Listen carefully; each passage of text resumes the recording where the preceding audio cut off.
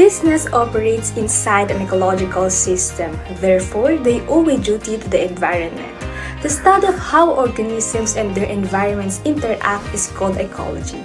Dumlao asserted that humans are a component of nature and that environmental circumstances are interdependent. The term ecosystem is commonly used by ecologists to refer to the entire ecological community of both living and non-living.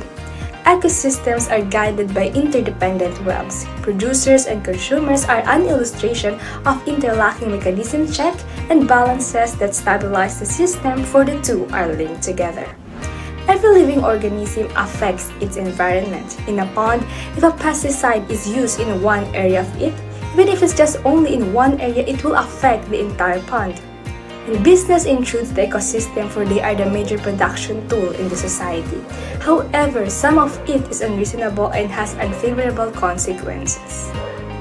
The dimension of sociological problem. A social problem is a condition or a type of behavior that many people believe is harmful. Some factors are obviously harmful to individuals, such as not having enough money to fulfill basic needs, being jobless, or living in a polluted environment. Additionally, it has two essential parts. First is objective element, the reality of the condition of poverty, the fact that there is a lack of access to food, healthcare, and education, as well as a high rates of illiteracy, preventable disease, and infant mortality. Secondly, subjective element, the level of public concern about these objective conditions, the desire to lessen them, and the belief that this is possible. To learn about social problems, how they develop, and how people work together to solve them, it is necessary to first understand their context, the basic characteristics of the societies in which they emerge. This includes the basic aspect of social structure and culture. Social structure is the way society is established, while culture is the information, norms, and material possessions that defines a people's ways of life.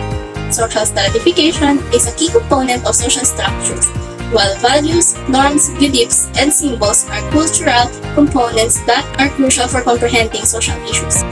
Values are the standard that society sets for its citizens. According to Rowan 2019, people values might affect whether they view specific scenarios or behaviors as issues.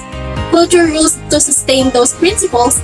Norms are accepted codes of conduct. The mildest norm and expectation for behaviors in a specific social context are known as folkways. Mores like showing respect at a religious service, government regulation of conduct are known as law. Another significant element of culture is belief. There are people's perception of what is real and how things must be. Beliefs may be founded on personal experience, social values, or information gained from family, friends, or professional. A symbol can be words, things, or images, for it will represent something and this bear meaning to a person.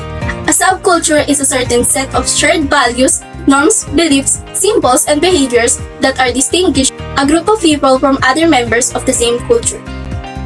Traditional attitudes of business towards the environment.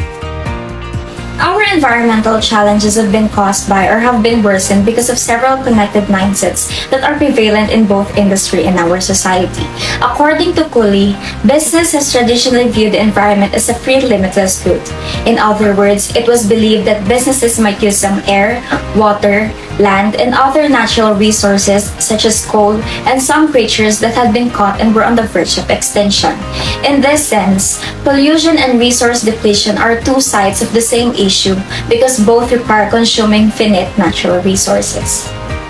Both types of resources are promoted for wasteful consumptions by the idea that they are infinite and free.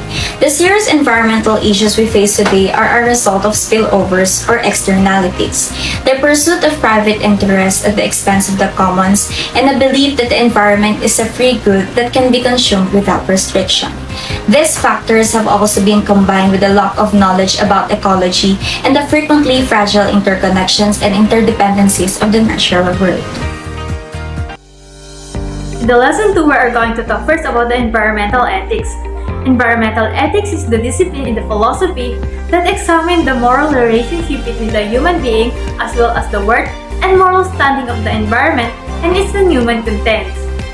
However, maintaining the good relationship between the environment and the living organism can protect the integrity of a certain ecosystem. Also, by putting out natural fires, pulling feral animals or destroying some individual members of an overpopulated indigenous species. It's morally wrong for human beings to live in the environment where they pollute and destroy parts of the natural environment while consuming the large proportion of the planet resources, because it has a huge effect on present and future living organisms in our ecosystem. As well, our natural environment has a right to be respected and protected in any circumstances. There are 3 theories that I will tackle that bring different conclusions about environmental responsibility of businesses. The first theory is known as anthropocentric or human-centered. Environmental anthropocentrism views environmental responsibility solely in terms of human interests. Humans have an indirect obligation to guarantee that the world is environmentally fit for human life and that its beauty and resources are conserved. The second theory is the animal rights viewpoint. Higher animals such as dogs and cats are considered morally significant. Moreover, an animal rights campaigner Peter Singer states that also lower animals deserve equal moral considerations since they are just like humans who experience pleasure and pain. Animal cruelty is comparable to racism and slavery. The third theory is ecocentrism, which holds that humans have direct responsibilities to the environment. Humans have moral commitment to it even if it does not clearly convey what will happen if they are harmed.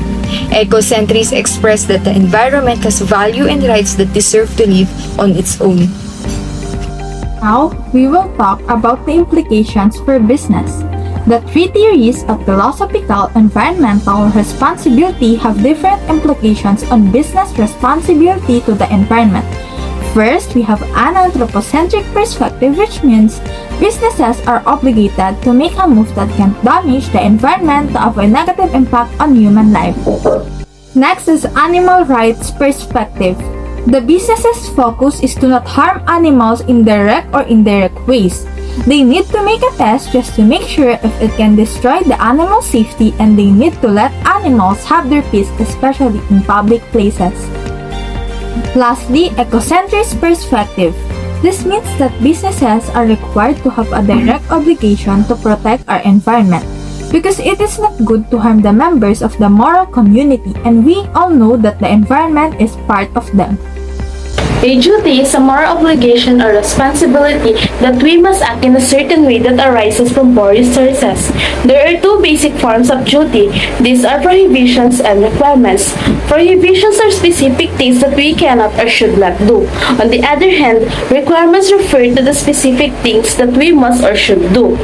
Now, let us know what are the 3 sources that give arises to moral obligations. First, the law-based moral obligations. It refers to moral or legal obligations that adhere to the law. These laws are fundamental for a healthy society and effective commerce. Second, the promise-based moral obligations. It refers to moral obligations that are based on agreements of 2 parties. Last source is the moral principle as the basis of moral obligations. It refers to moral obligations that are not based on law or agreement, but rather can be on religious doctrines and rational philosophical reasoning. There are certain obligations or duties that a business or enterprise must observe to ensure the safety and protection of the environment. Hello everyone, for our last topic, Ronald and I will discuss the Valdez principles. Before we dig deeper into this topic, let's have an introduction about what is Valdez principles. According to Joan Bavaria, this subsequently called the Serres principles. These are a set of 10 guidelines designed to regulate and monitor the conduct of corporations in matter relating to the environment. The guidelines seek to better inform the public and establish audits and reports on their environmental impact. They were drawn up into 1989 after the Exxon Valdez oil tanker disaster, which ran aground and spilled more than 10 million gallons of crude off the Alaskan coast.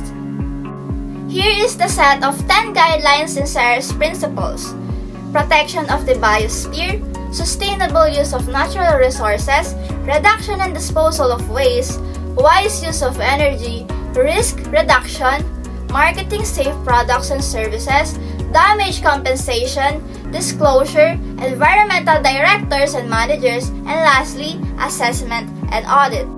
For your information, Aveda was the first company to use the Ceres principle in 1996. It was adopted and utilized by successful companies including Coca-Cola, Dell, McDonald's, American Airlines, and many more. From the article by Mary Ellen West in the year 1992, Journal Environmental Law and Review, it emphasizes why companies should adopt the Ceres principle. The first reason is that it helps the company boost its reputation in the eyes of shareholders and customers. Second, companies will reduce their holding expenses and could generate more profit through recycling. Third, by following the Ceres principle, companies will prevent environmental disasters and avoid paying unforeseen expenses. And lastly, companies that become Ceres members gain more favorable investment.